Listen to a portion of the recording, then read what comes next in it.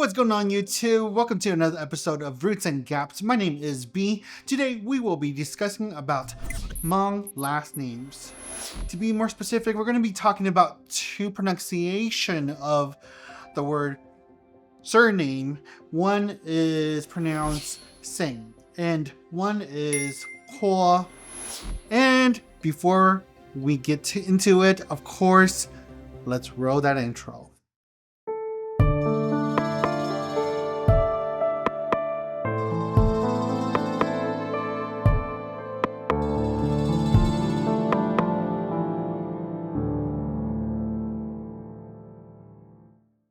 I know that some of you who speak Hmong may be asking the question, doesn't Qhua means guest, as in a guest?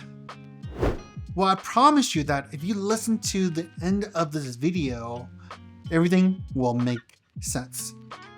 However, before I talk about Qhua, I want to first talk about Xeem. If you met a Hmong American, you might have heard of the phrase, the 18 clan. And if you haven't, basically there are 18 Hmong last names. Let me share them with you. This is not in any particular order, but there is Fang, Hang, Her, Kang, Kong, Ku, Li, Lor, Moua, Pang, Tao, Cha, Chu, Chang, Vang, Vu, Zong, and Yang. And as we continue with this video, I'm going to start using the Hmong pronunciation of these last names, just so there's no confusions. However, I will use the English pronunciation here and there. And that is the 18 clan. However, we are Roots and Gaps, so we are going to talk about a broader Hmong. What do I mean by that? Well, the 18 clan is only true to Hmong of Laos and Thailand and anyone who is related to this group. Take Hmong Americans, for example. They were part of the Hmong from Laos and Thailand because they migrated from there to America. Therefore, that's why they talk about the 18 clans. However, if we were to go outside of Laos and Thailand, there are way more than the 18 clans. For example, China. There is someone who is named Laj Tsawb, who is a Hmong singer from China who made the song, which in translation is pronounced, if you were a flower. Her last name is Zhe. Let me play a video of her talking about her last name. nhớ rằng ít种không hiểu đời này à, cô yêu là chơi, khó lớn lắm, giờ cô luôn bên mà cô luôn bên cô là, ta chỉ cô sẽ mong chơi, thì lấy phim mong cô là chơi, nó ta chỉ biết cho mong mà nhớ cho trong này cô mua giờ bên mong đàn đầu, tí chơi nói à, thì trong này nhớ là tí phát kỳ thay tí lo, nếu chỉ một sinh chơi ở, ta chỉ khó sinh chơi mà cô nhớ lại hay tiệt, rồi mong khai rồi ý gì. Now, despite the fact that she says that Kang and Zhe are of the same, it is still a last name that we have not heard of. Now, I don't know if this relationship that she's talking about is like, for example, I'm a Vang, and there's this story about Vang and Fang, and I don't know if this is true to every Vang person because I don't know if the same story is being told, but at least to what I heard of is that Vang and Fang, the Fang last names, they're so small, so they married into the Vang family, therefore we became one family. So I don't know if this is the same situation for the last name Zhe and Kang. There is another guy, if you've seen one of my videos, his name is Zhe Huan. Excuse me if I pronounce your name incorrectly. However, let me play a video of him sharing his last name. 嗰個蒙城醬啦，尿被海啦下的醬啦， Cú giờ nhớ tuần tây lên đến chỗ li ít thủ mi tu mông cú giờ hồ de cú linh bay sổ na giờ hồ de Zhe Huan na người linh na. There you go. We, the Hmong who migrated out from Laos and Thailand, have not heard of this last name. So outside of Laos and Thailand, there is way more than the 18 clans. Now going back to talking about Laj Tsawb, her last name is Zhe, and how it's related to Kang. Spelling wise, it's not the same, obviously. However, in Chinese character, it's not the same as well. And yes, if you did not know, Hmong last names can be written in Chinese. For example, for English speakers, my last name is Vang, and that is similar to Wang. Or in our case, in our language, we would say Va. And in Chinese, it's Wang. And if you are interested, here are the rest of them. Here it is going from Hmong to Chinese. Fang is Huang. Ha is Xiang. Ho is Ho. Kang is Kang. Gong is Song. Gu is Gu or Gu. Li is Li. Lo is Luo. Mo is Ma. Pa is Pan. Pa is Pao. Jia is Jiang. Zhi is Zhu. Cheng is Chen. Wu is Wu. Xiong is Xiong. And Ya is Yang. So there you have it for those who are interested in Hmong last names being pronounced in Chinese. Alright, so now let's go into the word Qhua. So from my understanding of what Qhua is, it's basically an old terminology we use for surnames. This terminology, Qhua, is no longer in use for the Hmong and Laos in Thailand and anyone in related of the sort, at least that I'm aware of.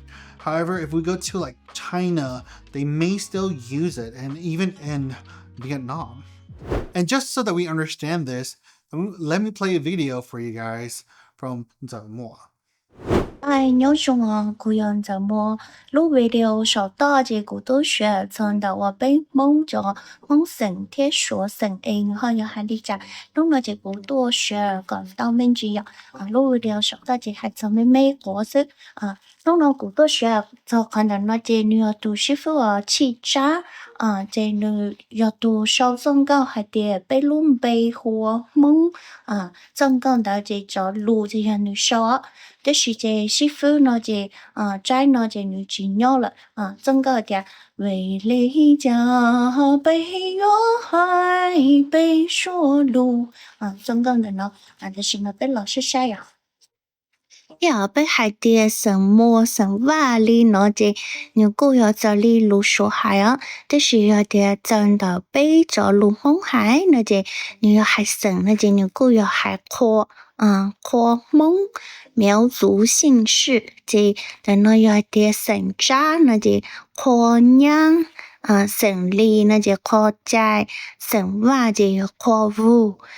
省亚那就要扩油省套省物省等那就要扩路省老那就要扩去如为了说到这个个还早点只要梦心成功着还要梦去成功着就要路省老这省凶那就要扩猫省好省序省财那就要扩多省模古路省模那就要扩大省下就要扩大省古那是路古那呀lúc nào thì mỗi lúc số thì hay thì姓cụ 神鼓那是神鼓，这里还有扩鼓，这神颂啊，这又系。这系啲扩工神康神州，那这又系扩波扩波神州，那这又系擴住，这个後尾咗神州，這應又好係啲擴住，那天又係神稱，那這又擴龍。就好那啲師傅係做啲每咗成隻全知道包係啲麼錄蒙係嚟咋OK， 這弄那這學真的那所新這多呢。Now, it's all fine and dandy and all. However, being a Hmong that was part of the Hmong from Laos and Thailand, where's that validation if we didn't hear from anyone who is a part of it? I didn't talk to any elders about it. However, I did find someone who is from Minnesota, a Hmong American, and here is what he claims. 我就話俾咗蒙話，然後話神，OK， 俾咗蒙神貼，俾咗蒙嚟神啦，貼啊，說咗話神啦，就係用一樣公司貼出嚟啦，俾咗我哋神一樣公司貼，那就古人他貼就是一次啊，古人係啲可能就老嘛，你係啲哦，就那麼嘢蒙嚟神，蒙嚟一直好波頭，我都覺得頭老，就老啦，然後你個係話你古人專家嚟貼啊，你知道我俾啲其實啲老貼啲Bởi vì Hmong va, Hmong ya, Hmong lì, Hmong tho, Hmong cử, Hmong ai chỉ tên là mà như ít chữ Hmong cho sành, tôi chỉ tên thâu lò. Thì lấy ít thì phần tao thì nó sa sọ cho bé chỉ cho tao và cho nó là chỉ bé cô sai thì không là chỉ bé khi cho tới là chỉ những ít chữ nó bé lò lại là chỉ thầu tới bỏ công gì công tua ta là chỉ dùng cái bé tao lúc sẵn là chỉ bé chỉ là chỉ là bé lúc là chỉ bé nó xí là nó ta xí nó thì sẵn va ya cái thì xí cũng sao cho tới thế cho Hmong và lò cũng cho Hmong nhớ lò cho tới là cũng nói cho lò thả lại thế cho cho thì mấy cái tết cho nên là ít cho lẩu tới những lần lên nói thiết cho lẩu những hai tiệt bây giờ mong mà nó thủ mà lấy hai cho khoa là nó cơ để xí và nên thế là cái là chỉ có khoa là cụ ba mà bị bao nhiêu lấy cho xí là xí là cho lúa thì xí cho lẩu thủ và lấy nhiều khoa kia cho tới là tàu chính thế tàu tiền mà lấy chính xí là khoa nào là chính khoa dơ khoa đu khoa mò khoa chi khoa trái thì nên nó tại xí là nhớ thấy tết là lấy chính xí mình chỉ thiết là nè họ nhớ số tết mà lấy xí hàng thiết họ là vậy. Though I would say that his claim seems to be a little vague, I would say it does solidify this topic of the word Qhua for the reasons that he mentions the elders. And for him, if you look at him, he's like my uncle. So elders would be, for me, my great-grandfather. And the fact that Hmong in China still uses it, the word Qhua becomes something worth looking into. And that is all I got for you today. If you like the information that I've given you today, please like and subscribe and please share because that would definitely help out this channel. Thank you guys all so much and I appreciate it. I'll see you all on the next one.